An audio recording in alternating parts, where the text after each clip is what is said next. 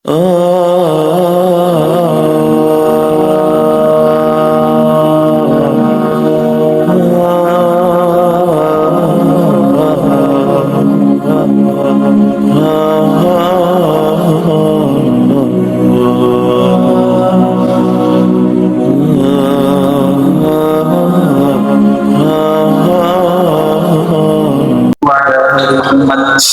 صليت على إبراهيم وعلى آل إبراهيم إنك حميد مجيد.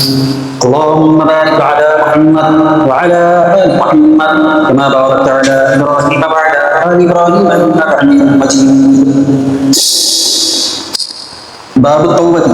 قال العلماء والتوبة واجبة من كل ذنب، فإن كانت المعصية بين العبد وبين الله تعالى لا تتعلق بحق عالمه فلها ثلاثة شروط: أحدها أن يقلع عن المعصية، والثاني أن يندب على فعلها، والثالث أن يعزم على أن لا يعود إليها أبدا، فإن فقد أحد الثلاثة لم تصح توبته.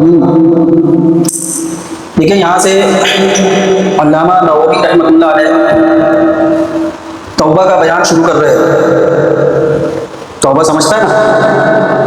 توبہ کرنا کسی کو سمجھتا ہے نا؟ یہ ایسا گال پہ کچھ بھی ہو جائے تو دو چار ہاتھ ایسا مارنا، اسے توبہ کہتے ہیں. ایسے ہی ہے، اسے نہیں کہتے توبہ.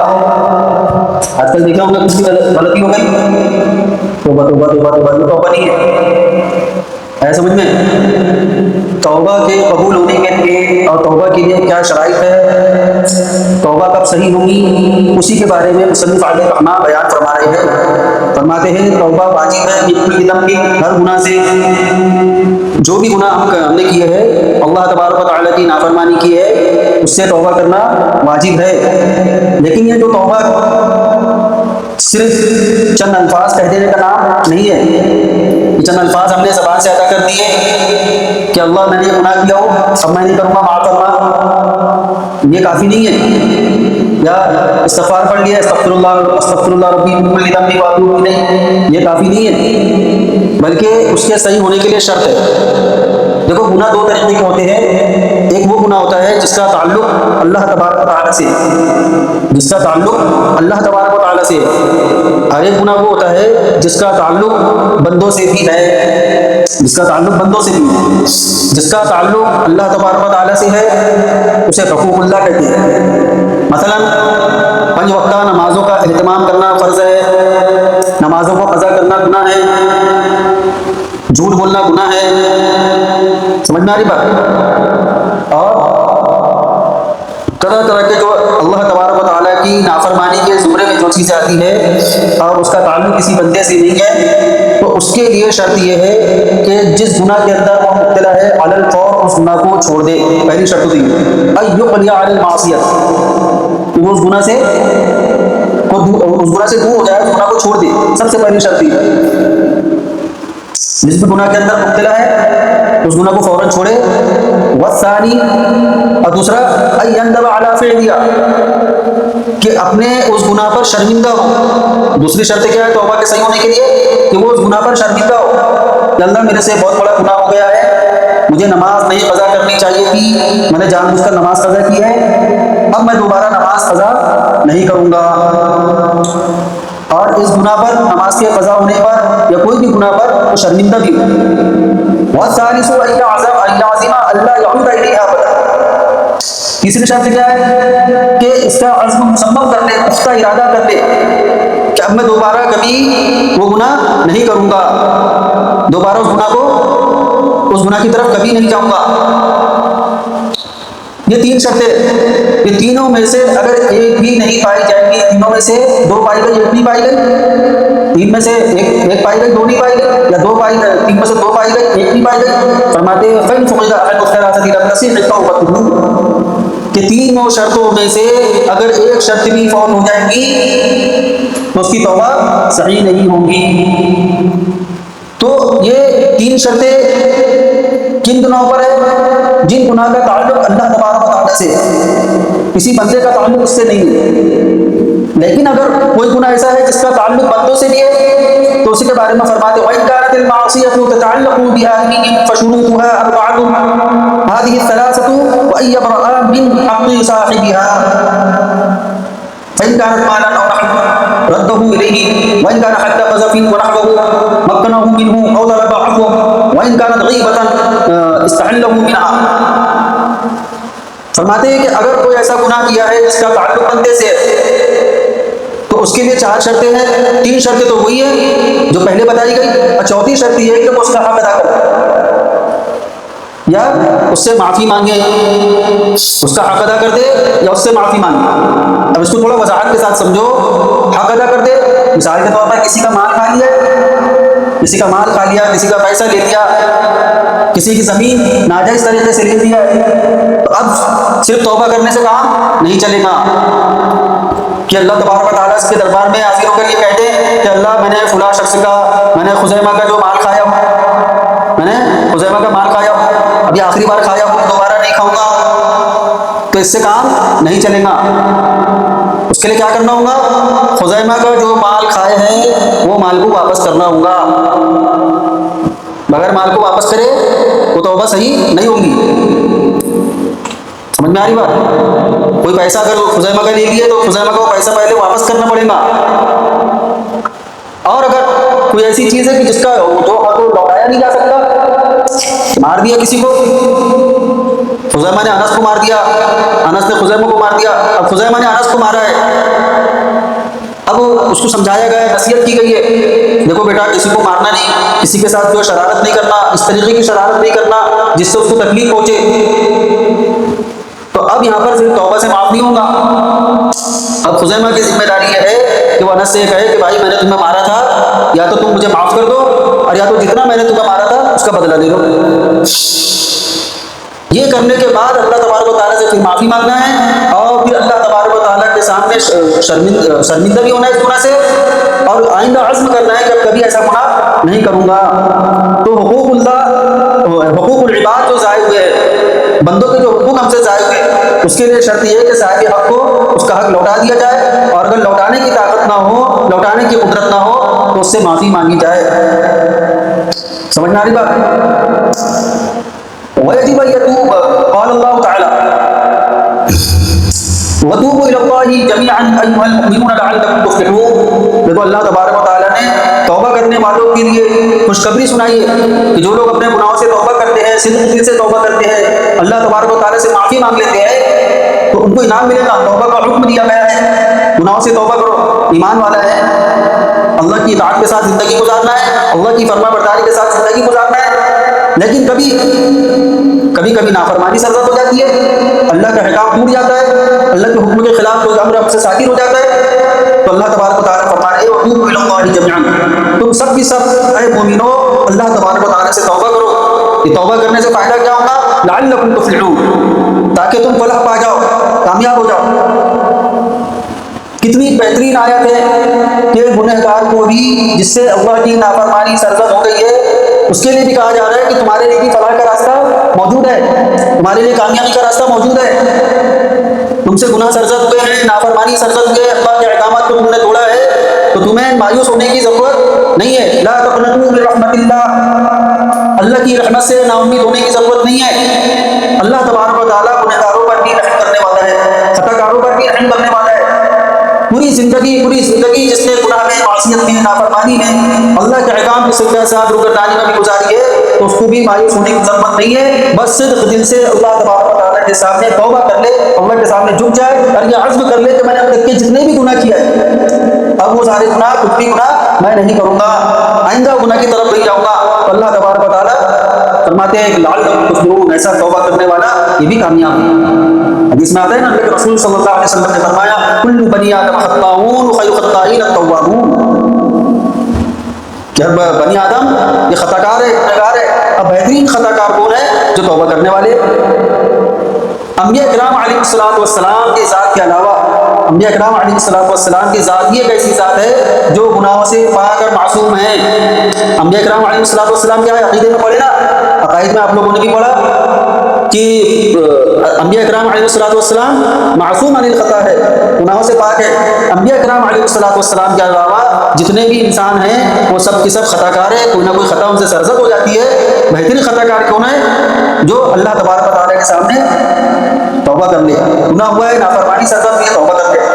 ایک حدیث میں آتا ہے، حدیث قدسی ہے کہ اگر دنیا کے انسان گناہ کرنا چھوڑ دے، سب صرف اطاعت ہی کرتے رہے، فرما برداری کے ساتھ ہی زندگی گزارتے رہے، کوئی نافرمانی نہ کرے، تو اللہ تبارک و تعالیٰ اس دنیا کو ختم کر دیں گے اور پھر ایسے لوگوں کو پیدا کریں گے جو فرما برداری تو کریں گی لیکن کبھی کبھی ان سے گناہ سرزد ہوں گے اور وہ اللہ تبارک و تعالیٰ کے سامنے ندامت کے ساتھ، شرمندگی کے ساتھ توبہ کریں گے، اللہ سے معافی مانگیں گے۔ کیوں؟ کیونکہ اللہ تبارک و تعالیٰ کو معافی مانگنے والے بندے بہت پسند ہیں۔ تو آج ہم یہ عزم کر کے اٹھے، ارادہ کر کے اٹھے کہ ہم سے اب تک کے جتنے بھی گناہ سرزد تھے سب سے ہم معافی مانگیں، ہر گناہ سے معافی مانگیں، ایک ایک گناہ کا اپنا محاسبہ کر کے کہ میں یہ گناہ کے اندر مبتلا تھا، میں اس گناہ کے اندر مبتلا تھی، اب اس گناہ کو میں ترک کرتا ہوں، ترک کرتی ہوں، آئندہ میں اس گناہ کو انجام نہیں دوں گی۔ اچھا ہوتا کیا ہمارے ساتھ، کوئی بندہ صدق دل سے توبہ کرتا ہے، توبہ کرنے کے اندر پورا امانت دار ہوتا ہے، پختہ ارادہ بھی کر لیتا ہے کہ اب میں گناہ نہیں کروں گا، میں نماز نہیں چھوڑوں گا، لیکن پھر اس سے وہ گناہ سرزد ہو جاتا ہے، پھر وہ توبہ کرتا ہے، پھر گناہ سرزد ہو جاتا ہے، تو ایسے وقت میں شیطان اس کو پٹی پڑھانے لگتا ہے، شیطان اس کو پٹی پڑھاتا ہے، سکھلاتا ہے، اس کے ذہن میں وسوسے ڈالنے لگتا ہے۔ کیا وسوسے ڈالتا ہے؟ ارے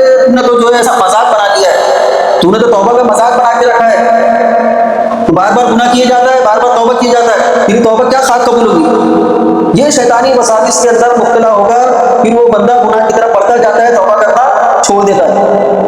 ہم کو توبہ کے صحیح ہونے کے لیے جو کہا گیا، عزم مصمم، پختہ ارادہ کرتا ہے کہ میں پوری نیت کرتا ہوں کہ اب یہ گناہ نہیں کروں، اس گناہ کو میں انجام نہیں دوں گا، اب پوری جی جان لگا دے اس گناہ سے اپنے آپ کو بچانے پر پوری کوشش کرے، لیکن پھر گناہ سرزد ہو جائے پھر توبہ کرے، پھر گناہ سرزد ہو جائے پھر توبہ کرے، توبہ کی شرائط کے ساتھ بار بار توبہ کرتا رہے، بار بار توبہ کرتے رہے، گناہ ہونے سے توبہ کرنا نہ چھوڑے، ایک وقت ایسا آئے گا وہ گناہ اس سے چھوٹ جائیں گے۔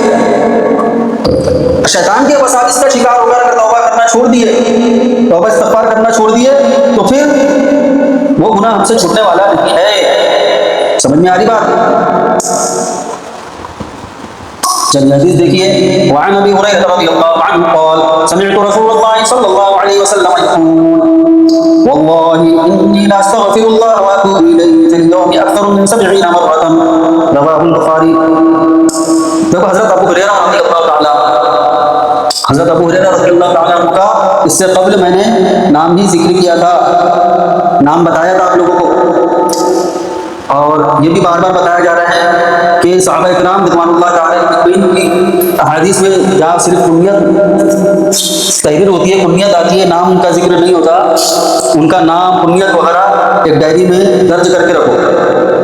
حضرت ابو ہریرہ رضی اللہ تعالیٰ عنہ، یہ ان کا نام عبد الرحمن بن صخر نام تھا، اور ان کی کنیت ابو ہریرہ جو پڑھی ہے، یہ بلی پالا کرتے تھے، بلی سے بڑا ایک لگاؤ تھا۔ بعض روایت میں آتا ہے کہ رسول اللہ صلی اللہ علیہ وسلم نے ان کو یا ابا ہریرہ، اے بلی والے کہہ کر پکارا، تو جب سے ان کا یہ نام مشہور ہو گیا۔ ابو ہریرہ کا معنی بلی کا باپ نہیں ہوتا، ابن کا جو لفظ ہے، درس نظامی پڑھنے والے طلبہ طالبات غور سے سنیں، ابن کا جو لفظ ہوتا ہے وہ باپ کے لیے استعمال بھی ہوتا ہے اور والا کے لیے بھی استعمال ہوتا ہے۔ سمجھ میں آ رہی بات؟ تو ابو ہریرہ کا ترجمہ یہ نہیں کریں گے بلی کا باپ، بلی والا۔ اسی طریقے سے حضرت علی کا جب کو اللہ کے نبی صلی اللہ علیہ وسلم نے یا ابا تراب فرمایا، تو اس کے معنی کیا ہوں گے؟ اس کے معنی ہوں گے مٹی والا۔ بدیل سے نا کہ آپ جو ہے مسجد نبی میں آ کر لیٹ گئے، وہاں جو مٹی وغیرہ اپنے سب پر لگی ہوئی تھی، رسول اللہ صلی اللہ علیہ وسلم نے یا ابا تراب کہہ کر ان کو پکارا۔ حضرت ابو ہریرہ رضی اللہ تعالیٰ عنہ یہ محدث اعظم ہے، حضرت ابو ہریرہ محدث اعظم ہے۔ تمام صحابہ کرام رضوان اللہ تعالیٰ علیہم اجمعین میں سب سے زیادہ احادیث کو روایت کرنے والے حضرت ابو ہریرہ رضی اللہ تعالیٰ عنہ ہیں۔ 5374 احادیث ان سے مروی ہے، 5374 احادیث ان سے مروی، بڑے جلیل القدر صحابی۔ بچپن میں ہی والد کا سایہ سب پر سے اٹھ گیا، والدہ نے ان کو جو ہے ان کی پرورش کی، ان کو پالا پوسا، اب یہ کم عمر میں ہی بکریاں چلانے لگے، گھر کی ضروریات کو پورا کرنے کے لیے، اپنی ضروریات کو، گھر کی ضروریات کو پورا کرنے کے لیے۔ بہت سبق آموز قصہ ہے، غور سے سنو، ان کے جو حالات اور صحابہ کرام رضوان اللہ تعالیٰ اجمعین کے جو حالات ہیں ہمارے لیے سبق آموز ہے۔ صحابہ کی سیرت کو، صحابہ کے واقعات کو گھر میں سننے سنانے کا معمول بناؤ۔ صحابہ کی سیرت کو، صحابہ کے واقعات کو گھر میں سننے سنانے کا معمول بنا لو۔ اگر بچوں کی تربیت کرنا ہے، نوجوان نسلوں کو دین پر لانا ہے، نوجوان نسلوں کو راہ راست پر لانا ہے، تو صحابہ کرام رضوان اللہ تعالیٰ اجمعین کے جو حالات ہیں، ان کے واقعات ہیں، ان کی قربانیاں ہیں، یہ سب سے احسن طریقہ ہے ہماری نوجوان نسلوں کو، ہمارے بچوں کو بیدار کرنے کے لیے، تربیت کرنے کے لیے۔ تو سیرت اور واقعات اگر کسی کے سنانا ہے تو اس میں جو فوقیت ہمیں دینا چاہیے وہ صحابہ کرام رضوان اللہ تعالیٰ اجمعین کے واقعات اور سیرت کو دینا چاہیے۔ حضرت ابو ہریرہ رضی اللہ تعالیٰ کو بچپن میں والد کا سایہ اٹھا، بکریاں چرانے لگے، اور پھر ایک مرتبہ یہ اپنی ضروریات کے لیے ایک جگہ اجرت پر کام کرنے کے لیے گئے۔ کس کے پاس گئے؟ بصرہ بنت غزوان۔ بصرہ بنت غزوان یہ صحابی رسول عتبہ ابن غزوان رضی اللہ تعالیٰ عنہ کی بہن، ان کے پاس گئے، مزدوری پر کچھ کام کروں گا، کچھ کام مجھے مل جائے گا، کچھ پیسے مل جائیں گے، کھانا مل جائے گا۔ تو بصرہ بنت غزوان نے ان کو کام پر رکھا، اور اس کام کے عوض میں یہ کہا کہ ہم تمہیں کپڑا دیں گے اور کھانا دیں گے، کپڑا اور کھانا دیں گے۔ اور ڈیوٹی کیا ہوگی، ذمہ داری کیا ہوگی؟ ذمہ داری یہ ہوگی کہ تم کو ہماری سواری کے ساتھ ننگے پاؤں دوڑ کر چلنا ہوگا، دوڑتے دوڑتے جب میری سواری چلے گی تو تم کو میری سواری کے ساتھ ننگے پاؤں دوڑتے ہوئے چلنا ہے، اور اس کے عوض میں کیا ملے گا؟ کھانا ملے گا، کپڑا ملے گا۔ حضرت ابو ہریرہ رضی اللہ تعالیٰ عنہ یہ کام کیا کرتے تھے۔ پھر 7 ہجری سے قبل جب آپ اسلام میں داخل ہونے کے لیے رسول اللہ صلی اللہ علیہ وسلم کے پاس آنے والے تھے، آنے کا وقت قریب آنے والا تھا، اسی وقت میں حضرت ابو ہریرہ رضی اللہ تعالیٰ عنہ تاریخ میں، سیرت میں لکھا ہے کہ یہ اتنے صاحب حیثیت ہو چکے تھے کہ ایک غلام خود رکھ سکتے تھے۔ اتنا مال انہوں نے کام کر کے حاصل کر لیا تھا کہ وہ خود ایک غلام رکھنے کی طاقت رکھتے تھے۔ اب دیکھیں صاحب حیثیت ہو گئے، صاحب حیثیت ہو چکے، اتنی قدرت ہو چکی ہے کہ اب خود غلام رکھ سکتے ہیں، لیکن اب اسلام میں داخل ہونا ہے، رسول اللہ صلی اللہ علیہ وسلم کا دیدار کرنا ہے، رسول اللہ صلی اللہ علیہ وسلم کے پاس جانا ہے۔ اب جب اسلام قبول کرنے کے لیے رسول اللہ صلی اللہ علیہ وسلم کے پاس گئے اور اسلام میں داخل ہونے کے بعد اصحاب صفہ کی جماعت میں شامل ہوئے، اور پھر اصحاب صفہ کی جماعت میں شامل ہونے کے بعد چند دستی کی زندگی گزاری، یہ سارا مال اور جو بھی راحت کی جو زندگی تھی حضرت ابو ہریرہ رضی اللہ تعالیٰ عنہ کیوں چھوڑے؟ ایمان کی خاطر چھوڑے، دین کی خاطر چھوڑے، ساری چیزوں کو قربان کی۔ اچھا، اللہ تبارک و تعالیٰ نے نام کیا دیا؟ وہ تو بصرہ بنت غزوان خاتون تھی، اس خاتون سے بعد میں ان کا نکاح ہوا ہے، اس خاتون نے حضرت ابو ہریرہ رضی اللہ تعالیٰ عنہ سے نکاح ہوا ہے جب حضرت امیر معاویہ رضی اللہ تعالیٰ عنہ، آج کل حضرت امیر معاویہ رضی اللہ تعالیٰ عنہ کا نام جو بچے نہیں بھی جانتے تھے وہ بھی جاننے لگتے ہیں۔ حضرت امیر معاویہ رضی اللہ تعالیٰ عنہ کوئی شخصیت تھی۔ دیکھو حضرت امیر معاویہ رضی اللہ تعالیٰ عنہ پچھلے درس میں 10 محرم الحرام میں جو حسینیت کیا ہے اس کا درس ہوا تھا، آپ لوگوں نے سنے ہوں گے، اور وہ درس میں یزید کے فسق و فجور کو بیان کیا گیا۔ ہمارا یزید کے بارے میں وہی موقف ہے جو علماء دیوبند کا موقف ہے، اور علماء دیوبند نے یزید کو فاسق فاجر کہا ہے، ہم بھی یزید کو فاسق فاجر مانتے ہیں، لیکن نہ جانے کچھ لوگ یزید کے فسق و فجور کے ظاہر کرنے کا مطلب یہ سمجھ بیٹھے کہ نعوذ باللہ ثم نعوذ باللہ ہم حضرت امیر معاویہ رضی اللہ تعالیٰ عنہ کو بھی اس معاملے میں خطا کار مانتے۔ تو یاد رکھیں حضرت امیر معاویہ رضی اللہ تعالیٰ عنہ وہ جلیل القدر صحابی ہیں، ہمارا موقف یہ ہے یزید غلط تھا، وہ فاسق تھا، وہ فاجر تھا، لیکن حضرت امیر معاویہ رضی اللہ تعالیٰ عنہ وہ رضی اللہ عنہ ہے، وہ رضی اللہ عنہ ہے۔ صحابہ کرام رضوان اللہ تعالیٰ عنہ میں سے حضرت امیر معاویہ رضی اللہ تعالیٰ عنہ کو وہ مقام حاصل ہے 65 لاکھ مربع میل پر اسلامی حکومت قائم کرنے والی شخصیت، 65 لاکھ مربع میل، میں اور کم و بیش کچھ ہو رہا ہوں مجھ سے، اس پر اسلامی حکومت قائم کرنے والی شخصیت حضرت امیر معاویہ رضی اللہ تعالیٰ۔ آج جو لوگ حضرت امیر معاویہ رضی اللہ تعالیٰ پر طرح طرح کے الزامات لگاتے ہیں، رسول اللہ صلی اللہ علیہ وسلم کا باغی کہتے ہیں، ان کو غیرت نہیں آتی کہ حضرت امیر معاویہ رضی اللہ تعالیٰ حضور صلی اللہ علیہ وسلم کے اطاعت کرنے میں، آپ کی فرما برداری کرنے میں کتنے آگے تھے۔ ایک مرتبہ ایسا ہوا کہ مسجد نبی میں رسول اللہ صلی اللہ علیہ وسلم تشریف فرمائے، رسول اللہ صلی اللہ علیہ وسلم مسجد نبی میں تشریف فرمائے، امیر معاویہ رضی اللہ تعالیٰ عنہ آتے، رسول اللہ صلی اللہ علیہ وسلم امیر معاویہ رضی اللہ تعالیٰ عنہ سے فرماتے معاویہ ادھر سے جا کر وہ سامان کھا لاؤ، اس طریقے سے اشارہ کرتے ادھر سے جا کر وہ سامان کھا لاؤ۔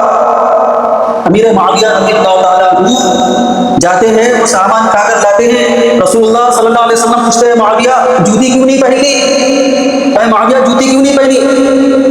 اپنے جوتے پہن لیتے پھر چلے جاتے وہ سامان لانے کے لیے۔ امیر معاویہ رضی اللہ تعالیٰ نے جواب دیا یا رسول اللہ صلی اللہ علیہ وسلم آپ نے فرمایا تھا معاویہ ادھر سے چلا جاؤ، ادھر سے چلے جاؤ سامان کھا لو، اگر میں ادھر سے جاتا تو آپ کی نافرمانی ہو جاتی۔ ایسی اطاعت اور ایسی فرما برداری کرنے والی شخصیت پر الزام لگانا، بہتان لگانا اور آپ کی شان میں گستاخی کرنا، موضوع من گھڑت روایتوں کو پیش کرنا، یہ بے غیرتی ہے، انتہائی درجے کی بے غیرتی ہے۔ یاد رکھو میں طلبہ طالبات سے سب لوگوں سے عرض کر رہا ہوں، آپ لوگ یوٹیوب چلاتے ہو، سوشل میڈیا پر وہ چلاتے ہو، ساری چیزیں آپ دیکھ رہے ہو، جو بھی عالم دین وہ اپنے وقت کا کتنا بھی بڑا محدث ہو، مفکر ہو، فقیہ ہو، عالم الدین ہو، ہزاروں کی تعداد میں اس کو حدیث یاد کیوں نہ ہو، اگر وہ کسی بھی صحابی کے بارے میں زبان درازی کرتا ہوا دکھائی دے تو سمجھ جانا یہ صحابہ سے بغض رکھنے والا ہے، یہ صحابہ سے بغض رکھنے والا ہے۔ حقائق کو پہچانو، جو حقیقت ہے وہ بات کرو۔ یزید نے غلطی کی تھی، وہ غلط تھا، اس کی غلطیوں کو پچھلے درس کے اندر 5 دلائل کے ذریعے سے ہم نے ثابت بھی کر کے بتایا۔ یزید نے مسلم بن عقیل رضی اللہ تعالیٰ عنہ جو کہ صحابی رسول ہے، ان کو جلا وطن کرنے کا حکم دیا کہ ان کو یا تو جلا وطن کر دینا یا تو قتل کر دینا، لیکن حضرت امیر معاویہ رضی اللہ تعالیٰ عنہ اس کے ذمہ دار کیوں؟ آپ کہتے ہو کہ بھائی انہوں نے تربیت نہیں کی، اگر آپ اس طریقے کی بات کرو گے کہ حضرت امیر معاویہ نے یزید کی تربیت نہیں کی تھی تو پھر ہم یہ پوچھیں گے کہ حضرت نوح علیہ السلام کا بیٹا کافر رہا، وہ تو وقت کے نبی ہے نا، ان کا بیٹا کافر رہا، تو کیا تمہارے اندر یہ جرأت ہے کہ تم یہ کہہ دو کہ حضرت نوح علیہ السلام نے نعوذ باللہ ثم نعوذ باللہ انہوں نے تربیت نہیں کی تھی، انہوں نے غلطی کی تھی؟ حضرت نوح علیہ السلام کو غلط کہنے سے ہی کافر ہو جائے گا۔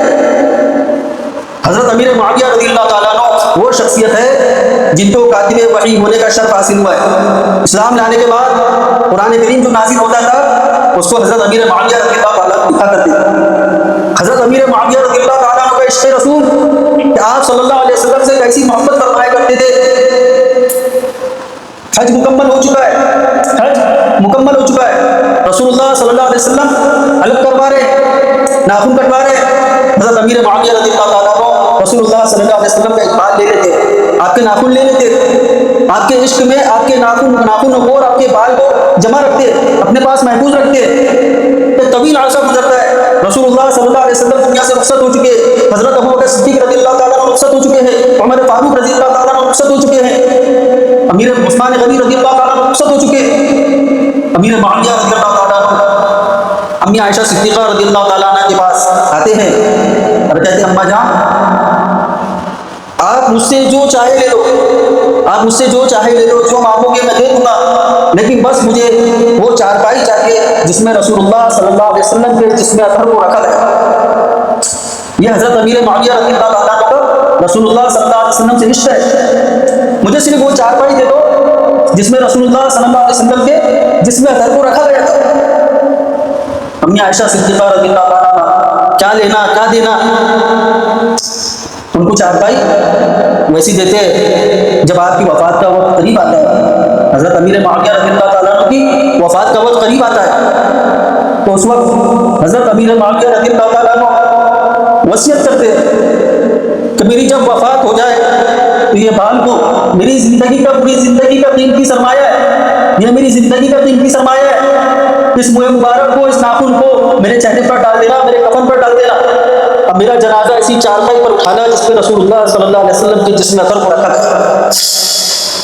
یہ عشق رسول اللہ حضرت امیر معاویہ رضی اللہ تعالیٰ عنہ آج اتنے بڑے بڑے عالم ہو کر، قرآن حدیث کی معلومات ہو کر، صرف چند ٹکوں کے لیے، چند روپیوں کے لیے، سستی شہرت کے لیے، فساق اور فجار کی طرف سے بہوائیاں بٹورنے کے لیے ایسی عظیم شخصیت کے پر زبان درازی کر رہے ہیں، اور پھر وہ بڑے حضرت کی تقلید میں چند جہلا ناقص العلم وہ لوگ بھی زبان درازی کر رہے ہیں۔ یاد رکھنا حضرت امیر معاویہ رضی اللہ تعالیٰ عنہ کی گستاخی کرنے والا، حضرت امیر معاویہ رضی اللہ تعالیٰ عنہ خلاف زبان درازی کرنے والا وہ اس بات کی خیر منائے کہ وہ جو سجدے اللہ کے سامنے کر رہا ہے وہ سجدے قبول ہو رہے ہیں یا نہیں، اس بات پر غور و فکر کرے۔ جو تسبیحات ذکر و اذکار کا وہ اہتمام کر رہا ہے وہ ذکر و اذکار و تسبیحات اللہ کے قبول ہو رہی ہے۔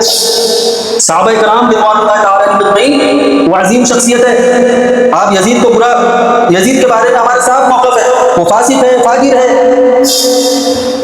علماء نے، ہمارے اکابرین نے زبان بند رکھنے کا حکم دیا ہے کہ زبان کو خاموش کرو، کیونکہ اگر وہ فاسق و فاجر ہے تو ہر فاسق و فاجر کو فاسق فاجر کہنا ضروری نہیں ہے۔ وہ فاسق و فاجر ہے تو فاسق فاجر کو فاسق فاجر کہنا ضروری نہیں ہے، لیکن ہم کو یزید کے خلاف زبان اس لیے کھولنا پڑتا ہے کیونکہ کچھ لوگ یزید کے دفاع کرنے کے لیے کھڑے ہو جاتے ہیں۔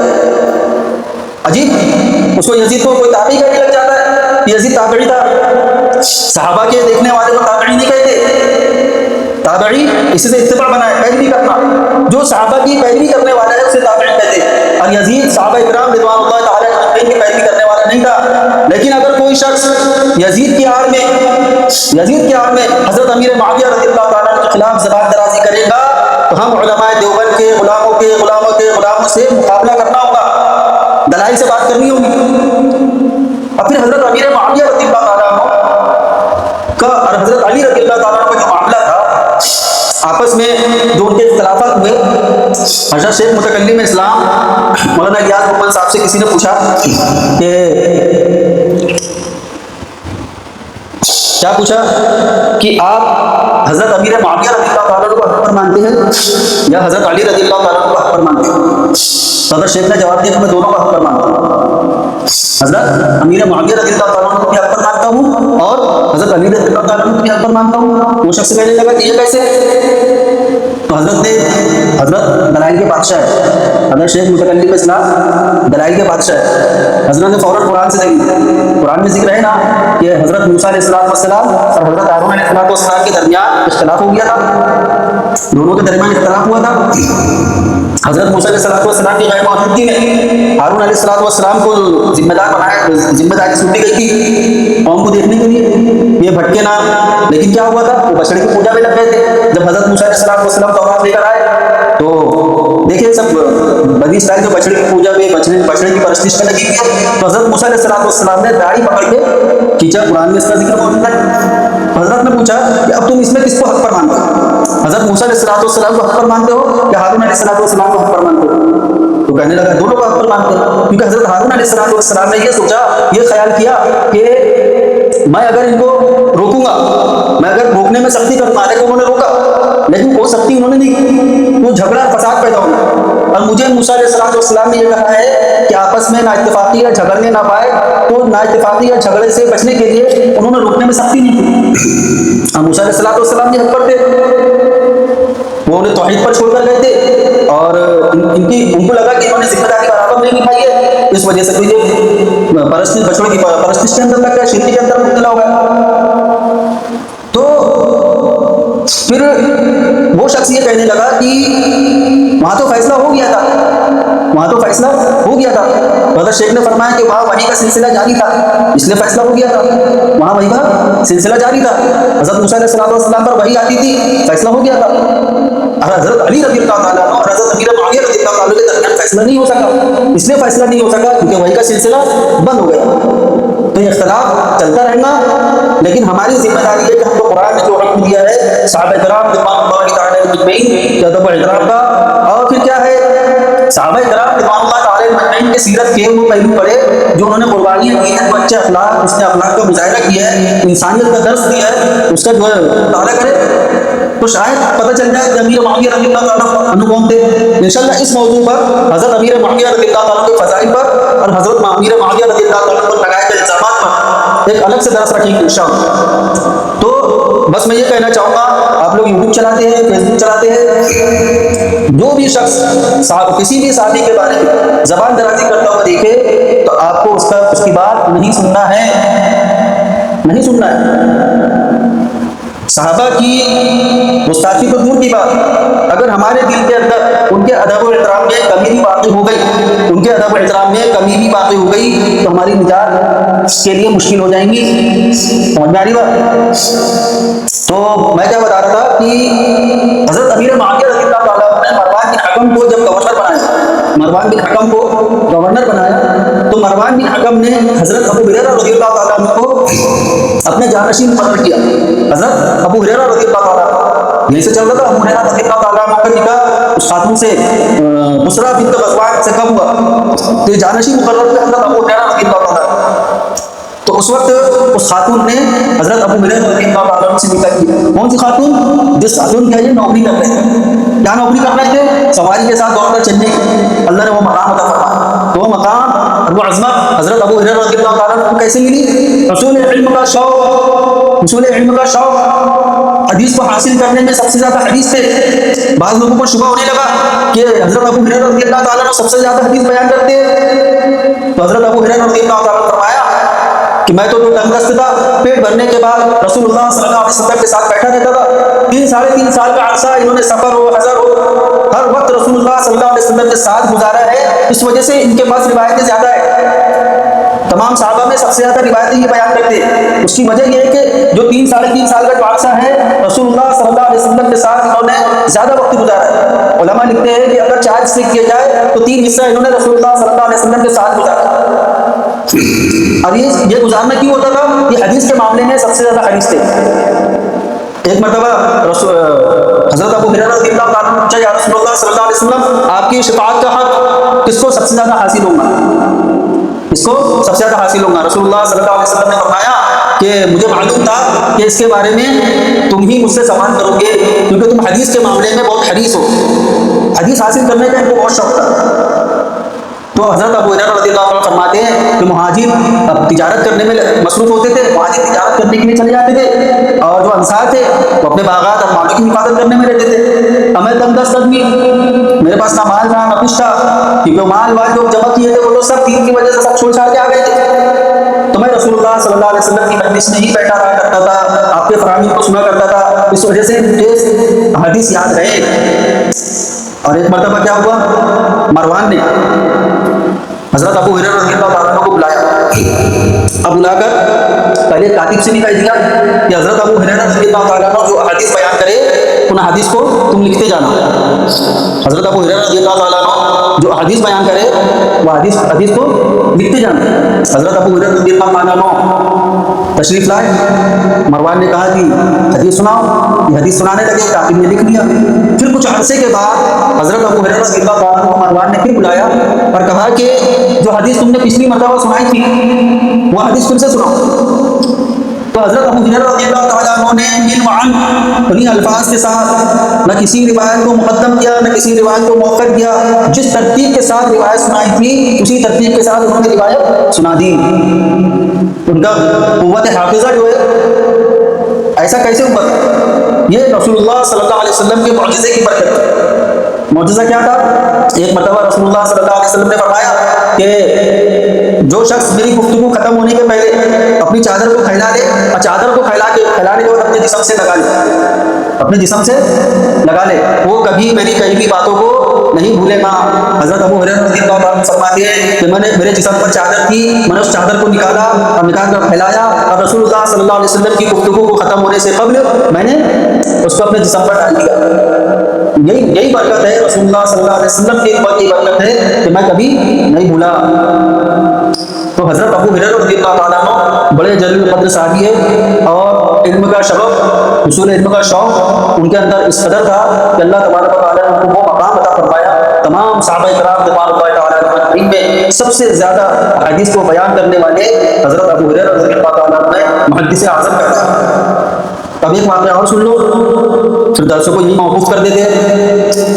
اب یہ تو اسلام میں داخل ہو گئے تھے، حضرت ابو ہریرہ رضی اللہ تعالیٰ عنہ اسلام میں داخل ہو گئے تھے اور اپنی والدہ کو دین کی دعوت دیا کرتی تھی کہ والدہ بھی اسلام میں داخل ہو جائے، تو والدہ اسلام کے اندر داخل نہیں ہوتی۔ ایک مرتبہ انہوں نے جب اسلام کی دعوت دی، رسول اللہ صلی اللہ علیہ وسلم کی رسالت کو تسلیم کرنے کے لیے کہا، تو ان کی والدہ نے رسول اللہ صلی اللہ علیہ وسلم کے لیے کوئی نازیبہ الفاظ کہے، تو ان کو بڑی تکلیف پہنچی۔